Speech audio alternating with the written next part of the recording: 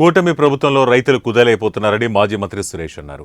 ప్రకాశం జిల్లా కొండేపి టొబాకో బోర్డుని గురువారం ఆయన సందర్శించారు. పొగాకు రైతులతో మాట్లాడి వారు పడుతున్న ఇబ్బందులు తెలుసుకున్నారు. కూటమి ప్రభుత్వంలో పంటలకు గిట్టుబాటు ధర లేక రైతులు విలవిల్లాడుతున్నారని ఆవేదన వ్యక్తం చేశారు. పొగాకు రైతులకు గిట్టుబాటు పెరిగి భారమైందన్నారు. పెట్టుబడి పెరిగి భారమైందన్నారు. గిట్టుబాటు ధరలు లేకపోవడంతో పొగాకు రైతులు తీవ్రంగా నష్టపోతున్నారని ఆయన ఆవేదన వ్యక్తం చేశారు. రైతులు మనోస్థైర్యం కోల్పోవద్దని, రైతులకు మద్దతు ధర కల్పించేలా వైఎస్ఆర్సీపీ పోరాటం చేస్తుందని మాజీ మంత్రి ఆదిమూలపు సురేష్ రైతులకు భరోసా ఇచ్చారు. గతంలో ఈ ప్రాంతంలో కొంతమంది పొగాకు రైతులు ఆత్మహత్యలు చేసుకున్నారని, మళ్లీ అటువంటి పరిస్థితి ఉత్పన్నం కాకూడదని సురేష్ అన్నారు.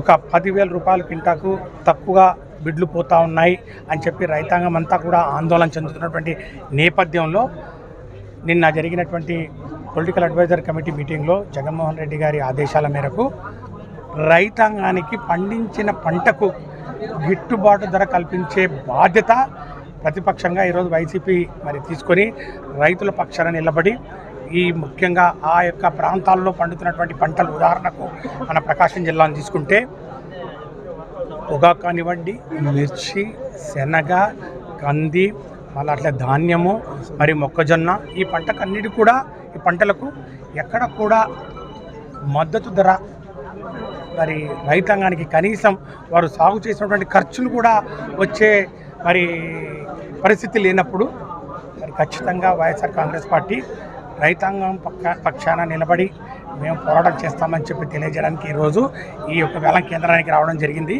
ఈరోజు ఈ వేలం కేంద్రాన్నింటి కూడా క్షుణ్ణంగా పరిశీలించడం జరిగింది. ఎక్కడ కూడా గత సంవత్సరంలో కన్నా ఇప్పుడు పండించిన పంటల్లో నాణ్యత ఎక్కడ కూడా తగ్గలేదు. అదే బ్రైట్ క్వాలిటీ ఉంది, అదే యొక్క లీఫీ క్వాలిటీ ఉంది. మరి ఈ యొక్క నాణ్యమైన పంటను, పొగాకు పంటను పండించే క్రమంలో రైతాంగం గతంలో కన్నా ఈసారి ఈ యొక్క సాగు ఖర్చు పెరిగింది. అనేక కారణాలు కావచ్చు. కూలీల ఖర్చులు కానివ్వండి, ఎరువుల ఖర్చులు కానివ్వండి, ఇతర ఖర్చులు కానివ్వండి, కౌలు ఖర్చులు, ఇవన్నీ పెరిగిన నేపథ్యం ఒకసారి గమనించాల్సినటువంటి అవసరం ప్రభుత్వం మీద ఉంది. రెండవది దిగుబడి. అనేక కారణాలు, అకాల వర్షాలు కానివ్వండి, ఇతర కారణాల వలన దిగుబడి కూడా గతంలో కన్నా ఒక 2-3 క్వింటాళ్ళు తక్కువ దిగుబడి వచ్చినటువంటి నేపథ్యం. కాబట్టి ఈ విధంగా